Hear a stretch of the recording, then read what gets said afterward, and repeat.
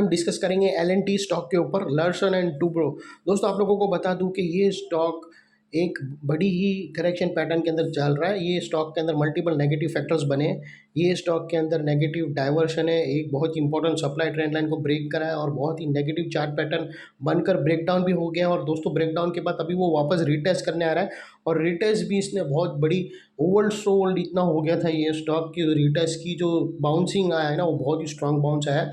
तो जिसके तहत दोस्तों आप ये मत समझ लेना कि स्टॉक के अंदर सब ठीक हो गया, क्योंकि इसके अंदर अभी भी नेगेटिव चार्ट पैटर्न का स्टॉप लॉस हिट नहीं हुआ है। जब तक वो चार्ट पैटर्न का स्टॉप लॉस हिट नहीं होता है, तुम इसको अभी भी बाय रडार के लिए मत रखना।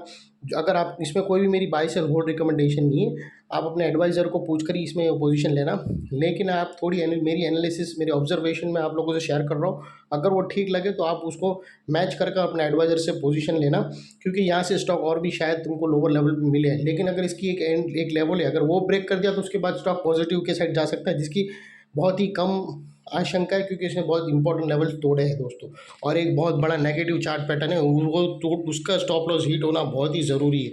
अगर वो नहीं टूटेगा ना स्टॉप लॉस, तो ये स्टॉक को अपसाइड जाना, क्योंकि वो जो नेगेटिव चार्ट पैटर्न है ना, वहाँ पर सेलर्स लोग बैठे हैं दबा के। अब मैं आप लोगों को चार्ट पर बताता हूँ। दोस्तों सबसे पहले मैं आप लोगों को बता दूं कि इसके अंदर एक strong supply line, support line थी, जिसने स्टॉक ने इसको ब्रेक किया है। अगर आप देखो ना तो दोस्तों ये थी कि बहुत ही इंपॉर्टेंट सप्लाई ट्रेंड लाइन, जिसने स्टॉक ने इसको ब्रेक किया। साथों साथ दोस्तों मैं आप लोगों को बता दूं कि इधर एक बहुत ही बड़ा नेगेटिव डाइवर्शन है। अगर आप देखो ना तो स्टॉक ने यहाँ से, आप लोगों को क्लियर दिखेगा कि उसने हायर हाई स्विंग मारा, लेकिन वही चीज़ अगर आप देखो ना तो यहाँ पर लो मारा।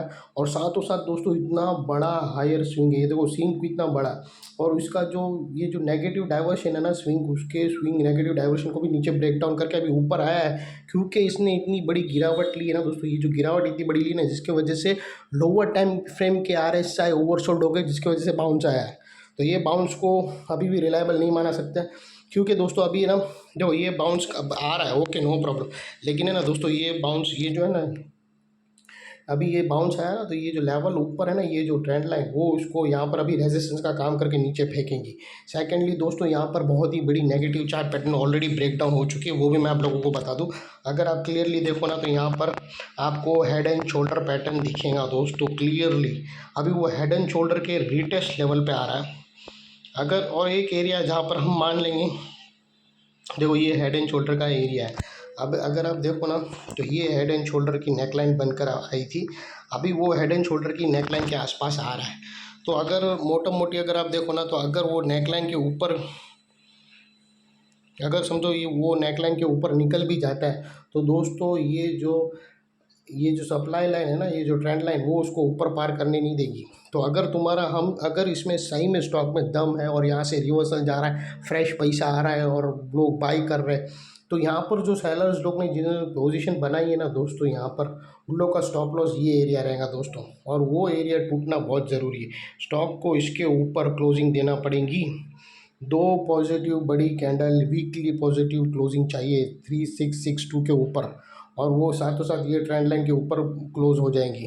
ये बहुत ही ज़रूरी है। अगर 3662 के ऊपर क्लोजिंग नहीं देगा तो माना नहीं जाएगा कि स्टॉक सही में बुलिश है। यहाँ से अभी ऊपर जाएगा नो डाउट, यहाँ से ऊपर जाएगा, यहाँ से रेजिस्टेंस फेस करके भी नीचे आ सकता है, या फिर हो सकता है कि यहाँ से और फर्दर कंटिन्यू करे और ये एरिया में आके रेजिस्टेंस फेस कर सकता है कहाँ से भी। लेकिन दोस्तों ये जैसे ही ये एरिया तोड़ेगा, इसके अंदर वो रेजिस्टेंस की क्षमता और भी बढ़ जाएंगी। लेकिन अगर इसके ऊपर तक गया तो यहाँ पे जो शॉर्ट कवरिंग आएंगी ज़बरदस्त, और स्टॉक को और भी ऊपर लेके जाएंगी। तो दोस्तों यही थी एनालिसिस। आप अभी भी वेट करना, स्टॉक रिटेस्ट अभी देखो, तुम वेट एंड वॉच में देखेंगे इसके अंदर कितना पानी है, वेट एंड वॉच का पोजीशन रखने का है। तो ये थी एनालिसिस, सिर्फ आप लोगों को रेड अलर्ट करने के लिए। इसमें शॉर्ट पोजीशन बिल्कुल भी नहीं बनाने का है दोस्तों, सिर्फ अपने रडार पे रखना। कंपनी अच्छी है, फंसना नहीं दोस्तों, सिर्फ इतना ही एनालिसिस है। अच्छी लगे तो प्लीज़ मेरे चैनल को लाइक शेयर सब्सक्राइब करते रहना फ्रेंड्स। Thank you.